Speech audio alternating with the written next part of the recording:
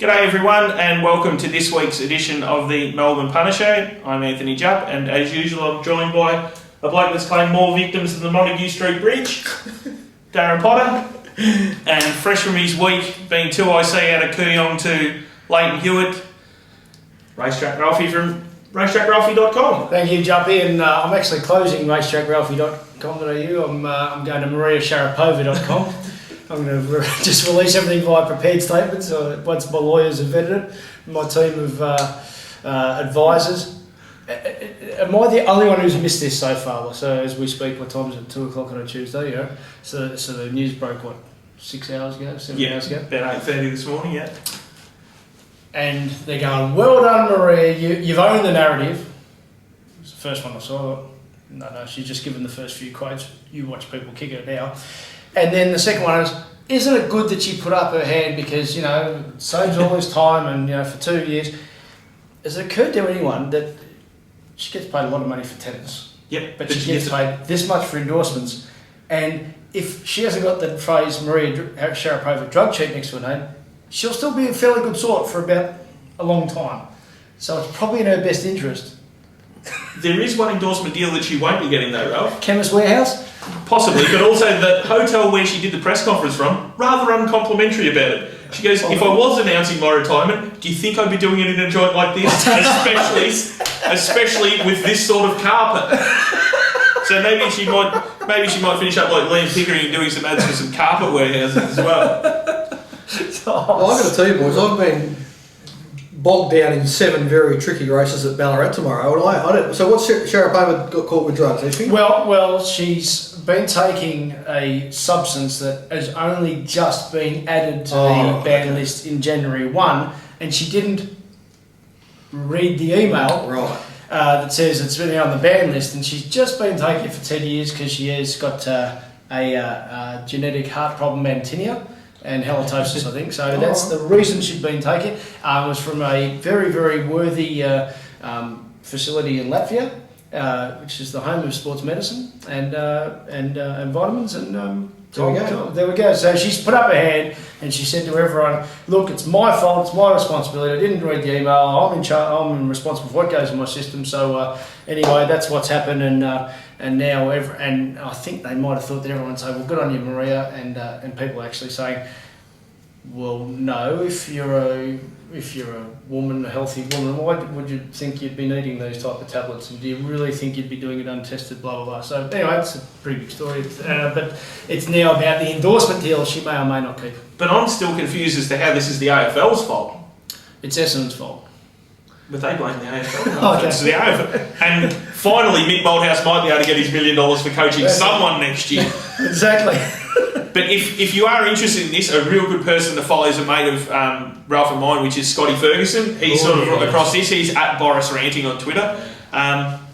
He put up an interesting stat earlier where there were 4,000, I think it was like 4,017 tests, and that particular drug had shown up in 937 of the tests of various athletes across the thing. It's not just for this so-called heart and diabetic problem. It also it also massively helps endurance. So Antonia. And no, the best part about it was, where's Maria Sharapova from? Oh, she wouldn't be from Russia, would she? There's a picture of the box of tablets on the Russian doping website saying, don't take these anymore. You can lead a horse to water. Right, boys. Buddy, because you just explained the gag about the Leighton Hewitt too, I see. So the reason I couldn't join you too and Dan last week, so I'm emceeing the Kooyong lunch for the Davis Cup, and they said, look, you can have a half-hour window. So I always think, and one of the advantages pots of freeloading for 20 years as I did in the media was you know what makes a shit function and what doesn't make it. So I got up and I said, look, we don't know when we're going to have the guys. They're training. It's between getting prepped and their time on the court. But we've got them for half hour, so just go with us. And when I get up, we're going to do it. No way, we've got Leighton Hewitt.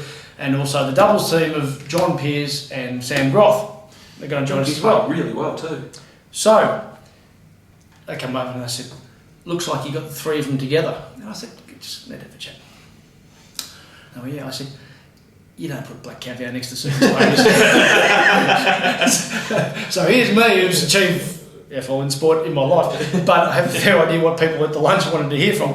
So the guys got there, I said, okay, hello Sam, hello, very nice. I said, look, if you don't mind, I'll just get Leighton up for 5 minutes and then I'll get, yeah, no worries. And then 15 minutes later, I eventually got it. But Leighton was, and stand by for this, fucking awesome. He will be what no commentator's been before at the new level.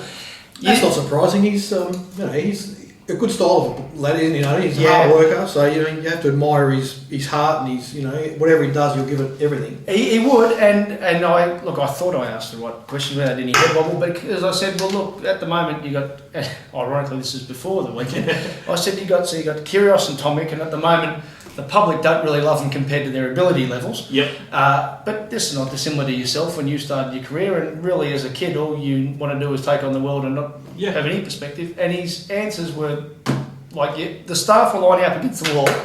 You could have heard a pin drop at the wall, and he was just because he could have got away with saying nothing. Is what I'm saying. And he said he wanted to engage, he wanted to speak, and he's already, as you said, no surprise. The bits he's done of media has been good. He's going to be sensational, and really, we say it often about our sport. What we don't just want talking heads. We want people who give opinions and give insights, and I think it's going to be fantastic from now on. Well, he's got a challenge ahead of him, though, hasn't he? Ralphie, to sort these two young blokes out and get them. Talking about putting black caviar beside some welter horses. Yes. We've lost Dan again this week, but he'll be back next week, black caviar. So it is an unjoined back. Here we are. Boys, Saturday at Flemington. I was saying to Potts earlier, Ralph, I found, apart from the Guineas, I thought it was a little bit of an uninspiring day. I thought it was just a bit of sort of run-of-the-mill stuff. It was just seemed to be right in that in-between. It was coming off Caulfield, which I thought was one of the best meetings I've seen since the spring. And I think this week's going to be a good weekend, so I'm sort of just putting it down to that. But apart from the Guineas, it just sort of really didn't grab me. So I'd say, point one, fair enough, because you can't have 3 good weeks in a row. So you're going to have a little bit of a down week. And in that respect, I think the programming's spot on, because then you get one feature, fair card the rest of it, but it means that the events either side, both Caulfield and Flemington, can be as good as they can possibly be. Big tick to Goodo. The track was absolutely brilliant. And the key there was he left the aerovator in the shed. You know what I mean? Like, so I understand why he got it, because he's got the watering truck driving up and down the middle of the track constantly, because it just never rains in Melbourne. And I am working on a solution for that, Potts. As you know, I've been doing some research into some irrigators. We're going to find something that doesn't have to run up the middle of the track. If it's got to be a 60 metre wide boom, I'm working on it. I've got mechanical engineers working around the clock. We're going to get around this. I'm sure Big Goody will be happy. So, I think he's learning as he goes, you know what I mean? So it wouldn't have been an easy thing. So I think he's probably overused the aerovator, and so last week he didn't use it last week. And in the straight races, you have to say the surface. Every horse got their chance, really. So it wasn't overly tested, I reckon, though. In that respect. You can only go with the evidence you got. There were 4. What was there? 3 races down the straight. Yeah, 3. So and they sort of were all over the place, and it was okay around the circle. It was an advantage to be off the rails, but it was pretty. It was good. Much. It was good racing. Yeah. It was really good racing. Just on that point though, that the aerovator wasn't used, but the aerovator was used 2 weeks ago. So he's got a big decision to make this week. No. What I'm saying was, I'm friends with Mick. I haven't spoken to him. But sometimes there's cause and effect. Maybe the fact that it was used 2 weeks ago enabled the track to play perfectly this week, and hopefully perfectly. Yeah, well, that's what I'm saying. I'm saying that's what happened. I don't know whether he did that on purpose, but that's what happened. So now, because there's not a lot of rain in the forecast this week, the watering truck's going to be back out. So he's going to have to decide whether. So we're on it to decide what's going to happen in the new market. And first of all, we need to know how big the field's going to be, I suppose. Then to work out where they're going to come and where's going to be the advantage. I think whether the middle's aerovated or not is going to make a big difference. The only area I was going with that though is that we always need to be fair that if we look at it's turf. So if we look at the Masters or a Lords or an MCG cricket Boxing Day test where they got months to prepare, the curators that the job we ask of our curators, it's fucking impossible to keep on, race all the way 12 months a year and peak for big days. So I think how would I know, Rob? But I'm just saying on their records, the reason I speak so highly of Jason Kerr, and at times we've had to level some criticism at Mick, is I think Mick's job's harder. Yes. Okay. I'm not sure how they water at Caulfield, but they don't seem to have the same problem with the fast lane right in the middle. So I'm not sure if they have a tractor or whether they've got another system. My theory is since they redid Flemington in about 2007, with the big camber on it, that it's made it harder to water evenly because of... Yeah. Well, there's no doubt about that. Yeah, anyway. And of course at Flemington you've also got the straight races, so that it exposes you more to horses racing on all sections of the track, which makes it harder. Whereas with Jason, usually the horses race, within sort of 6 or 7 of the fence, and it's one section, and so they're both tremendous track managers. They do a good job in what is a difficult task. There was a tweet which I can't find at the minute, but there was about the barriers from Saturday in the non-straight races. So they were 9. That was me. I emailed it to you, Jockey. That's why I can't find it, because it's in the email. Research. Yeah. So the 6 circle races on Saturday were won from the most inside gate was gate 5. Have you got them there, Jockey? Well, while you're looking for that, let's just remind ourselves, for anyone watching this midweek, pretty much soon after we post it, and the immediate reaction of all the racing media that always need respect, don't they, about the way they cover our fantastic sport, is as soon as a horse draws wide, it's a disadvantage, and as soon as it draws inside, it's an advantage. So in the last 2 weeks, it had the horror draw for Palantino, that of course won the Australian Guineas, and then the previous week we had the horror draw for Mick Price's pair. Yes.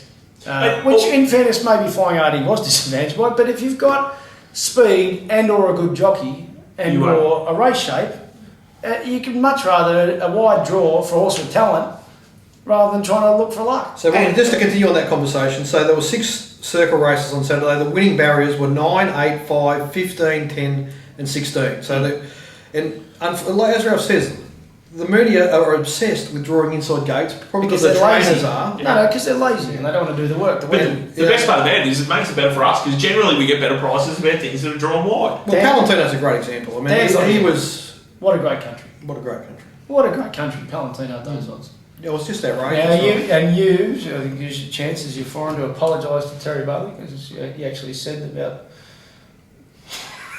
I hope Terry, you handled the protest on the weekend well. I thought we were talking. Terry Bailey's a friend of mine. He's a great caller. Oh, great! We've got the call. Anyway, I mean, unless we avoided another. But it was a situation where 2 horses had every chance to race each other, and the horses sorted it out, and that's what should happen. So, but there's 2 points from a fortnight ago. Now we always not try to get personal, unless people are personal with us, and Terry Bailey certainly wasn't with anyone, but he was pretty disrespectful in his comment when I heard you said it wasn't no-brainer. Yeah, it was a no-brainer, and then didn't give the vote out. The point being this, we learn from our mistakes because we have to, because otherwise we don't turn a profit. I hope that Terry Bailey has learned from his mistake, because in actual fact in that protest he did say, well, part of the problem was caused by Damien Oliver, yet a fortnight ago that wasn't... He actually said that you can't blame someone else's problems on yours, or... Yeah, it was very good. So there was 2. So one was the fact that it cost Tavachi ground, and we said it costed fuck all. Yeah. On the weekend... And the proof of it costing it fuck all was, like I said on the last show when we discussed it, was the SPs from Saturday. Yes. Even with the Palantino SP'd $8.50, I think, and Tavachi about $26 or whatever. And thrashed, but the second part that you also mentioned on the day a fortnight ago was River Wild, without a barrier attendant holding it at the start, runs 4th in a great... Was it 4th or 5th? 4th. Runs in a high-class Group 1. Yeah. So that was without being held, and maybe you could argue if it actually had a tougher race in the lead-up, maybe it would have even finished closer. Yes, possibly. Yes, that it got caught. It lost its momentum at a crucial stage of that race. Otherwise, it would have finished close. So really, it was 2 that got wrong. And where I'm going with it is, it's one thing to have bravado in the media, and we all do at times, and we all have done at times. But it's another thing to actually say, well, maybe the methodology we used was wrong. Now, stewards are fucking obsessed with their new zooming camera and all that. Yeah. And can I tell you both, and I don't know if you've both made this progression yourselves or changed anything you do, the biggest singular change I made in my form that made me have some kind of elevation was hearing both Dominic Byrne and Robbie Woodhouse saying they don't watch much vision. Yeah. Now, if 2 masters of their craft say they don't watch much vision because the gold is in the actual figures, meanwhile the stewards are obsessed with vision, I reckon that means the stewards' methodologies are wrong. Because what they need to do is look at actual times and things like Tavachi's loss of momentum, of which there was none. And one that I'd only thought about since was have a look at the interference Lucky Hustler got when it won the Toorak Handicap. When it was speared off the track on the turn. Now, did it break the track record? If it didn't, it went really close. What are you going to say? Would have, if without that sort of slingshot off the track a little bit, it would have had 3 lengths faster? Fucking course not, it wouldn't have. So really, a horse with full momentum getting carted a bit wide without breaking stride is no loss of momentum. No, they chase the horse in front of them. That's what their nature is. Yep. You know, so if they've got we talk about a recent one was speared off was Flying Artie.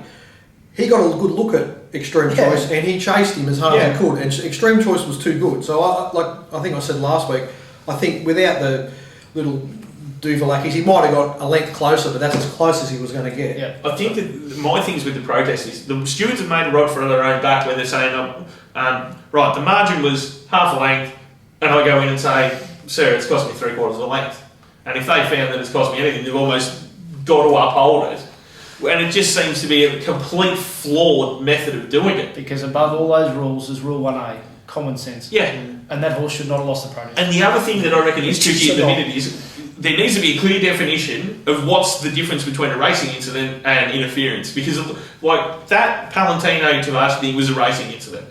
From me, having spent far too long watching races, you'd see that if it was at Kyneton yesterday, there would have been nothing more read into it other than it was just, that was a racing incident. There was an anchor drop and that's caused it. But in fairness, so have you, so have I, so have Potts, so have the stewards, so have friends in the racing media who've spent their whole life watching.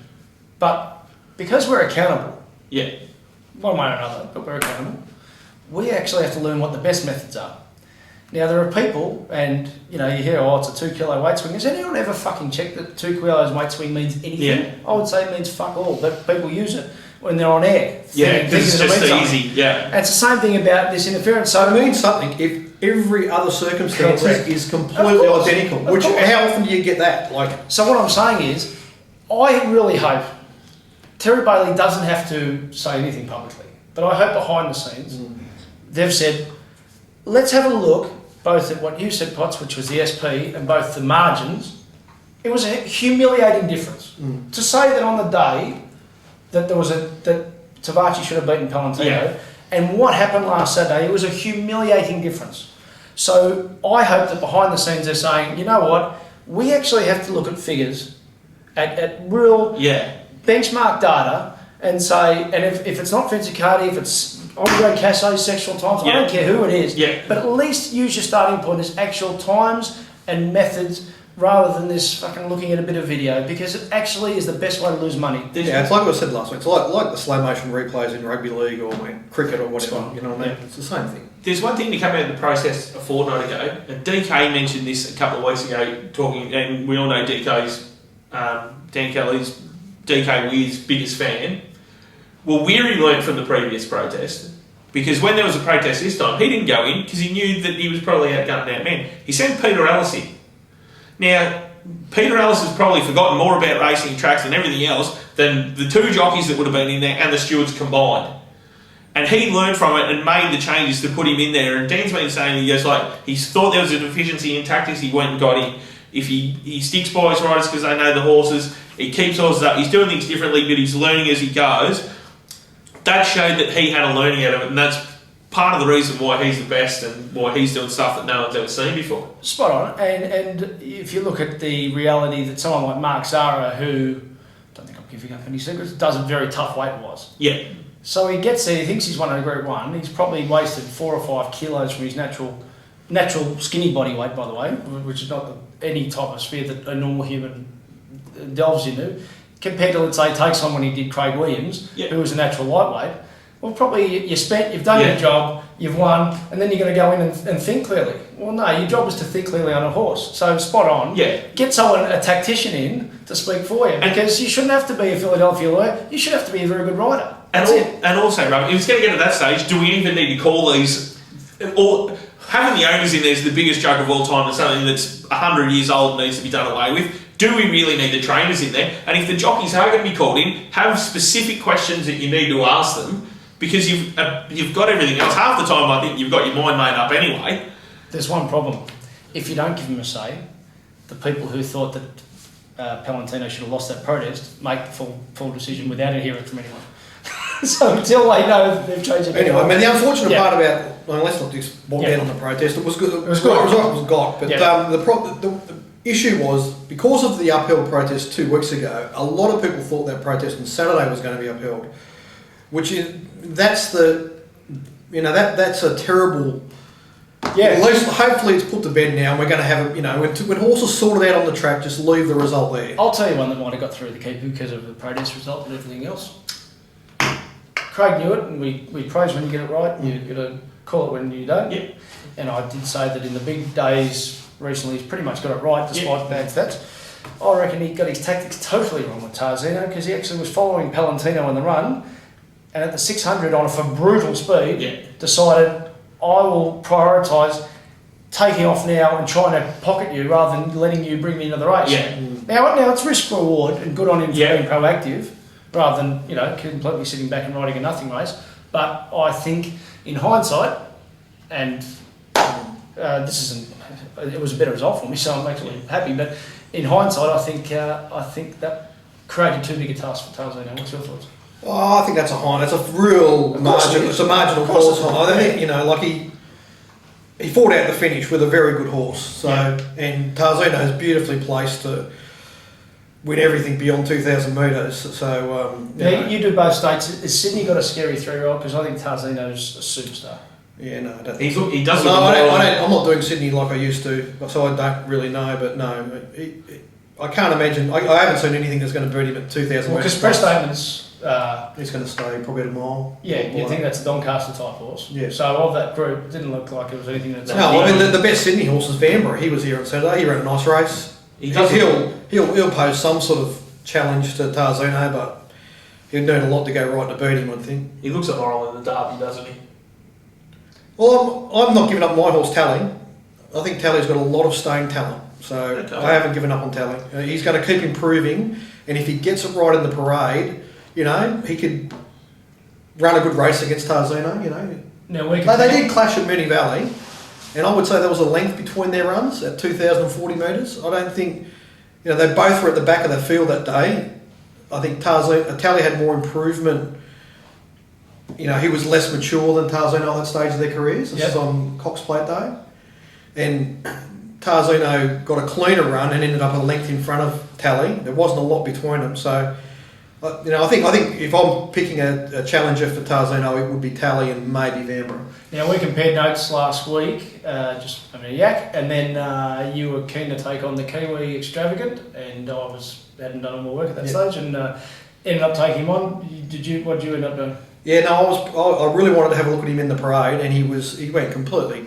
He just got very excited. He didn't sweat, but he got extremely agitated and wound up, and I was really confident he was going to race too keenly, race too hard, and get run over. So I actually ended up laying him, and the result was good. From an inside draw? From an inside draw. And that was the key to me. The inside draw, he was going to get excited, and he was going to have pressure from his outside. Yes. So there was going to be no relaxation for that horse. 8th round in the prep too. Yeah, there was a few. So I got... That was one of those ones where on figures, there were going to be people that were going to find him, and he started. But when you took a step back and just really thought about it, he had a really big task there, that horse. And anyone that's criticising him, I wouldn't give up on that horse. He's got a lot to offer, but that was just a bad situation for him. Yeah. So look at where Mahuda finished. You know what I mean? Yeah. Under similar circumstances. So as far as video is concerned, replays, as I said earlier, I think I've learned the hard way that they're a bit overrated. But there was one little nugget that I found which I was very excited to find, and sometimes you can find them and you still get it fucking wrong, but in this case. So race 8 was the race that Extravagant won in New Zealand. Yep. Hard up against the fence. Yeah. So race 9, and I'm marrying in something Mark Lambourne's always said about SP's expectation, which I've learnt via this show. So race 9, the race shape was almost exactly the same. Everything fans, except for one horse, sticks against the rails and pisses him. Yeah. But it was $6.50. So because it was $6.50 and bolts in, hard up against the fence, it probably told you. Yeah, Monster weight advantage. So you had to penalise at some degree, particularly if I think, and confidence probably is someone this, if it's a real firm fast track, you want to be on leaders because it's hard to make ground because you're all getting tired. So talking about watching videos, I went and watched I think 6 of Extravagance runs in New Zealand, and it was hard to get context around him because a lot of the horses he beat had been here. But I did note in the runs where he ran below expectations, he was very excited. Raced. That's why I was looking for those signs in the mounting yard. Because the days that he produced there was a bit of chat room information there. What did you put across? I said this horse is off his head, and I'll be surprised if he runs a place. That's a technical term. Yeah, I think that's what I said. He was carrying on a track. Like he was just, you knew that he'd spent his chips before he got out there. Yeah. Or one for the good guys, because there's a few good blokes in Palantino. Darren Galley's got a share, Bunsen Atchison's got a share. It was finally good for them to get a prize. But boys, if he does go around on Saturday in the Australian Cup, would you be with him, against him, or? I haven't really thought about it. I would. He'd need to improve significantly. And could he do the that? 3-year-olds are getting. The 3-year-olds are getting there slowly. They're getting there, but they're still at the longer trips. They're still a fair way behind a reasonable group of older horses. I would think because Marino's in the race, guarantees speed. Yeah. A brutal mile to, at worst, solidly run 2,000 with a weak backup, to me is too big an ask. I'm just trying to remember. They're not of class, but just Seamus Award tried it a couple of years ago. Yeah, that's right. And was good, but moderate tempo that day. Now I think Marino was going to roll along because that's how he races best. And it's a pretty good race this year too, because there will be a few in there that are genuine chances. We've got Bay Creek. He's going to get to it. Well, he's a bit unreliable. Preferment's coming down, isn't it? Is Preferment coming down? I believe so. I think Preferment's a couple of lengths off him. Maybe not. Maybe I could be wrong. I'm just looking at Turnbull run, but and sorry, just the format of the Turnbull this year worked out terrible. It was the most disappointing. Was that circumstantial? Maybe. Yeah, was there any 3-year-olds in the Cox Plate last year? I can't remember off the top of my head. Can't off the top of my head. Now I don't listen or watch anything. I read the paper, have a quick look at the paper, and then that's it. Was there anything in the paper that Palantino was subject to a big offer from a stud last week? And when the barriers came out, the stud withdrew the offer? Good luck to them. Was there anything in the media about that? Not that I saw anyway. I heard a rumour that might have been the case. Well, ask me if I'm confident if the rumour was true. Are you confident? I'm very confident the rumour was true. Okay. So, to the breeders who probably read the racing media, they've just cost themselves plenty. Just having a look at the market for the Australian Cup boys. Yes. The Tab have our Ivanhoe and Palantino both priced at $5.50. They got Bay Creek, who's the favourite, $3.20. What is Preferment's in there $7, Suavito $9, Rising Romance $11, Fenway $13, Mourinho and Awesome Rock $26, Almoon Quith $17, and Extra Zero, who will run a place, is $40 to 1. Oh, yeah, very soft lead, Marino. Yes, he could. It's good 2,000. I don't like thinking about races too much. Really mapped them out, but I mean that market sounds okay. What else? Happy Trails is a horse that's ready to do something. That's true. I would say. Another interesting race that I felt, boys, was the last, which was won by Tom Melbourne, who sort of... It was a brutal race, and Ralph found Tom Melbourne. I think I had him third pick. I had something on him as well, but Ralph's point on the Punter Show radio show in the morning was that he's just beautifully drawn out there in the wide gate. And if people want to see a good use of wide gates and why they're advantageous to go for horses, just watch that race. I mean, some of the other chances were drawn, closer to the inside. Yeah. And they had all sorts of trouble finding a position. You know what I mean? Interrupted and checking and restraining and shuffling up. Whereas Tom Melbourne just cruised along, cruised over, and he let Nevis go. And well, by extension, the other thing to say that since I've been studying Vince's figures is what's come out of me, and I have had some conversations with some of the elite jockeys. I'm convinced they've got no plan to ride to numbers. They just have this unbelievable natural ability to judge pace, right? So it's freakish, the best ones. So to give you an idea about via the figures that you've seen, so Tom Melbourne led at Moonee Valley, I think about 10 lengths above average, so that would be too big a stretch for him to do first up. Yeah. But he's a fast, high-rolling horse, and he went fast enough at Sandown, although Sandown was a bit skewed with the tailwind that day. So you'd think anywhere between 5 to 8 is a good comfort zone for him. So clearly I reckon Bossy would have been happy to lead. But then Michelle went to lead on Nevis, who then bolted on her. She couldn't hold.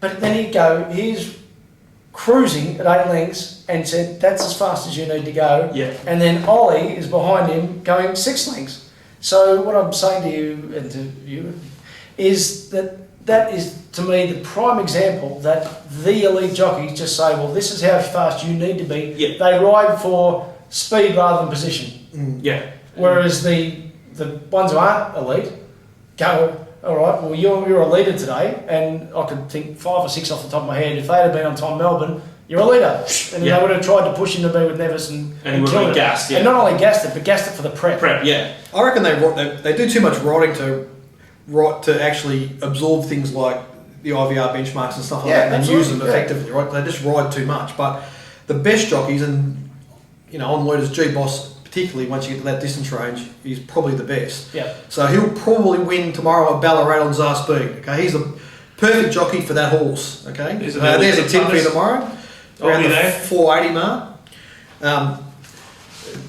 Bossy's very good at understanding what a horse's natural running tempo is. No question. I think that's why he's got to and not not squeezing them too much. I don't want to go into it because I'll be here forever. He loses interest. He gets sour. The elite ones. No, I was going to say in races, the query, not definite. Yeah. It's never definite, particularly with the elite, but his record on stayers is superior to sprinters, isn't it? So you'd have to say short course. He rode fast in rock, but I think his staying record's unbelievable. Yeah. But in that shorter distance, maybe everyone's got strengths and weaknesses, even at the very best. Yeah, absolutely. So anyway, I mean, one of the things that I've been looking at for quite a while now is how hard it is to lead and win around the circle at Flemington. Now, really in that race, Tom Melbourne was the actual leader. Nevis was irrelevant, right? Good point. He won by going at the right tempo, going fast enough. Alternatively, I'm talking about even on paces here, outside leader is the same thing. Top Me Up lost any chance that he had by going too slow. Burning Front, even though he still got into the finish, would have been far better off going about 3 lengths quicker. It cost Dan Zephyr cost himself any chance by conceding the lead too softly and not pushing the tempo enough. And Labaz, that aided and abetted the slow tempo, also cost himself any chance. So they allowed a bunch of fresh horses to outsprint them by not going fast enough in front. Whereas if you look at that last race, there you had horses going along, and they were just, every furlong they went, they destroyed another horse's chance behind them. They all just disappeared. Bang, but out they go. And I'm saying if Labaz, Dan Zephyr and Burning Front did the same thing, they would have burnt off all those chances and they would have won the race comfortably. Would you include Estamina in that? I would. Yeah. So that's she's a bit. She's a sit and sprint sort of horse. So it's hard. I mean, and she's won a lot of races like that. So for them to go to the front and dominate the race would have been, would have been unusual for that stable. Yeah. Even though if they got the right advice, it's probably what they would have done. So because the shape of the race just didn't suit her at all. And she ran poorly, and the fresh horses beat her. So just on one of the ones you touched on, and so the problem is whenever we criticise fairly, never personally, but fairly, a jockey, they go, "Well, you put your life on the line." Well, it's not our job. Their job isn't to put their life on the line. So we're never personal. Whenever we criticise tactics, we're never saying, "Well, you're fearless or you don't put your life on the line over that Spartan lifestyle." We do. Having said that, so young Michael D, you really need to get a coach. You just need to get a coach because your mismanagement of speed in the past couple of months has just not been suffice. I think he's reasonably well balanced. Not an area that I would. He's ridden Dan Zephyr perfectly. Yeah. On this occasion, the ride was a bit more tricky because he had gate one. It was a trickier ride. And he didn't understand what he needed to do. So he did the lazy thing, which was third the fence. Instead of saying, well, there's no speed in this race, I need to at least make people work to get past me because I've come off a fast race. And one race, whether it's analysing or riding, is not enough. But when you add in sailing by, your tactics and that was just ridiculous to push that mare forward at that speed. We've recently seen Tough Host go at a ridiculous speed. We saw Volcanic Ash ended that prep at a ridiculous speed. So if he wants to make that step, and I'm sure he's a proud man who does, given he's 20 and doing his best out here, he needs to get a coach, because he's too often he's getting it far too wrong, and the figures come out and you go, what were you thinking now? That's the reverse of what the elite do. You look at the elite riders that I just touched on, you don't think, well, what were you doing when you look at the figures? So to him, or people near him, you need to get some assistance to make that step forward. I'll repeat myself from a few weeks here. Look, if you're on the strongest horse or one of the stronger horses in the race and one of the fittest horses in the race, your best chance is to make it a test. Yep. It's as simple as that. And a lot of those races on Saturday were won by fresh horses because the jockeys on the fitter horses, stronger horses, did not make it a test. So alternatively, I know it's only a 1,000 metre race, but Selenia, coming off a really strong on-pace win, was ridden perfectly and used her strength to beat the first uppers and the first starters. So it's almost an extension of Mark Lambourne's pill about the best test for a distance race is to run the distance. The best way to run a really fast race is to come from fast races. And Selena did that, except this time she relaxed. But she had that great base fitness of those two fast races. But there was no signs of any restraining, and they just let her run. It was great. Yeah, I mean, and the other race that we haven't talked about was Whale, and she was just too good. I'm filthy on myself for not finding her. Don't worry. Third up with the chink. My problem with Wales, I've always thought she's had a chink, and as soon as she gets in that, the harder mares races, she gets exposed. But she was dropping back to the second tier mares on Saturday with the blinkers on. In hindsight, she was. Who were you on? Jessie Bell, who was very poor. Can I tell you who I was on? Abide with me. So I was on Abide with me too, but it didn't turn up. So I'm sort of right. I think the blinkers will go back on her. Yeah. What did she parade like, by the way? Anything, not signs? Really. The problem with her jump outs were very lacklustre. Yeah. She ran that way. Yeah. So to me, the signs were there, and I just didn't listen to them. So my save, if Abide with me didn't turn up, my save was Whistle Baby. Wow. And she ran well. Well, do you think it was too much to ask? No, but at the 300 metre mark, for Whistle Baby at $18 to get past Ollie at $4, it probably was. But here's one thing with Whistle Baby, that we talked about the riding for speed instead of position. Yeah. And the intelligence you get from the market, and not everything's a rort. It's another thing that Dan Kelly's been big on, isn't it? Just let the market give you some information rather than saying it's a rort. So Whistle Baby, Chris Simons decided to go ridiculously quickly with it on Australia. Yep. And cooked it. I really liked it on the 6th, and then Betfair didn't like it. Yep. It was $4.58 to $9 on the fair. That's not a conspiracy theory. That's saying, well, all right, you had such a brutal run on Australia Day. The market's telling you it hasn't recovered, probably paraded like crap and all that. But then a month between runs, the Elliott and Zara boys know what they're doing. And gets Caitlin Mullion from an inside draw, who's such a great judge of speed. You think, well, it's probably going to get every chance here to run to its best. So what's her best figure? The best figure's not bad at Flemington 1400. So anyway, I still needed a miracle for a while to sit down, but then comes the other Mark Lambourne thing, which Blinker's first time, sign of intent. Well, a couple of things with the whale there. I know that you boys might not have found it, but it was definitely the worst in the book where I was working. And also... Oh no, the market found her strong. Yeah, it was... As soon as that race jumped, I went, I'm on the wrong horse here. But also talking about the market reacting to things in the parade and whatnot, a good example of that was English on Saturday in Sydney, who was sweating up like me walking down the road out here today with it being stinking hot. And she was $4 express out at $5.50. Yeah. But then they showed the footage behind the gates, where by that stage she got out of the parade ring, she'd freed up, she'd stopped sweating altogether, and then she was $5.50 back into $4.40, and it was just the market reacting to that. And sometimes it is explainable, sometimes it's not, like ball and muscle. But that's a story. I might explain that yesterday. Gate 1, they can't win. You can't win. That's true. You can't win Gate 1. At Ramick, Rail True, Gate 1. Just forget it. Still filthy. There's almost, unless you lead solo, even then it's hard if you get the wrong wind. And just on Ralph's point there about Katie Mallion with her good judgment of speed. She erred very badly on removal at Moonee Valley a few weeks ago on a Friday night, where she ran back early in the race, went back-to-back sub-11 second sectionals. One was 10.5, one was 10.7, which was far too quick.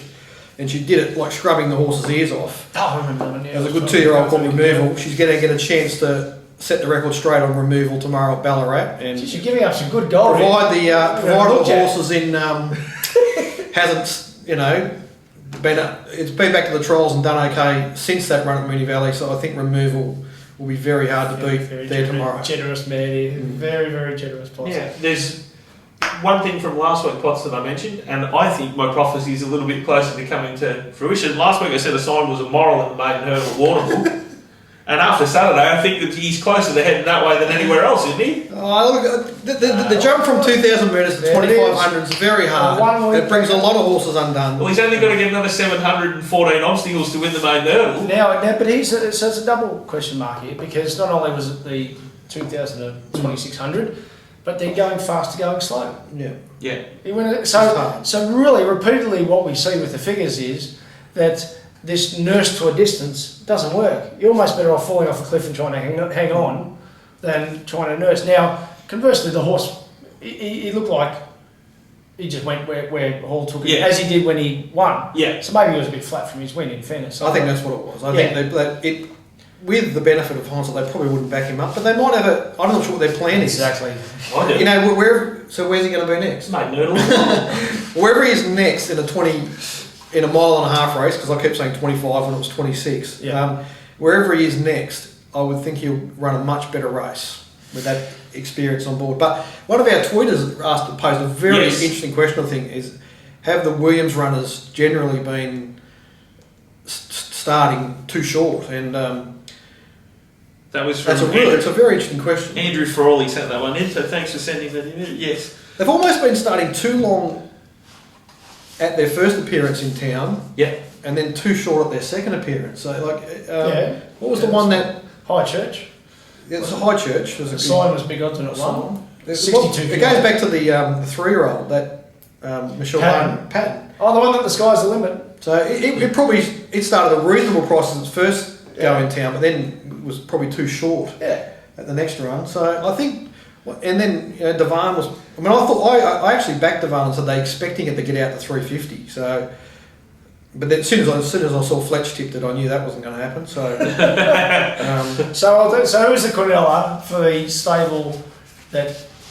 So the free hits Team Williams. Yep. The stable that the market never gets right, and not even the North Wind gets out the joint. In other words, they keep the information within the two stables. Yeah, what's the second leg of that? Mid-Kent. Oh, boom! Yeah, that's just paid $1. Yeah. Don't even get me started on Mid-Kent. So I think Twitter's right. So for some reason, at their second, when the market's identified them, they are starting too short, I think. But at their next run, there's probably an overcorrection the other way. So I think a lot of these horses, High Church, who just got in a terrible position there at Cranbourne on Friday night. I think he'll probably start over the odds next time. Probably so will the sign. But maybe even Devan. Devan seems to be a bit of a favourite now, but we're not sucking up to market, but we all love it. But Mark's saying about first up horses scare the market. Yeah. I would say stables that the market struggle to read scare the market. So there's Team Williams and Mid-Kent. So every time a horse wins impressively, this is to take your argument further. It's the next Mahogany, it's the next Zipping, it's the next Reset. Here's the thing about Mahogany, Zipping and Reset. That's three horses over a 20-year period. They're bloody hard to get. Faulkner's a star too, but so even with all the resources and expertise of Team Williams, it's fucking hard to get good horses. And when you think about it, Mahogany's a great example of that. It wasn't rough. It could have. Did it win a Newmarket and then ran second in the Cox Plate? It was an absolute freak of a horse. Well, I think the pub chat, when we tend to talk just about what happened on the weekend, but the pub chat talk, I think most of us in our era would say that it's almost the most underrated horse of our generation. Mahogany was a freak. Do what it did from every distance. Don't you think? Yeah, very much. They had Simon Marshall on the radio this morning. He was talking about he rode it first up. I think he was saying he said it was just an unbelievable animal. Yeah, absolutely. Great horse. And he was another bloke who did speak extensively about weight battles and the dehydration, and that comes back to that protest point, Ralph, that if let's face it, your brain floats in water and your body's 70% water. And if you spent the last 4 hours sweating out all that fluid... Now, why isn't Simon on Saturday afternoons yet? Given he's easily the best media talent going around. On racing.com or on 7? I think at the minute it's only because he's doing Channel 7. Okay. Alright, well that'll probably do us for part 1. We'll be back for part 2 with a bit of a wrap up of a few of the issues that have cropped up over the last week or so.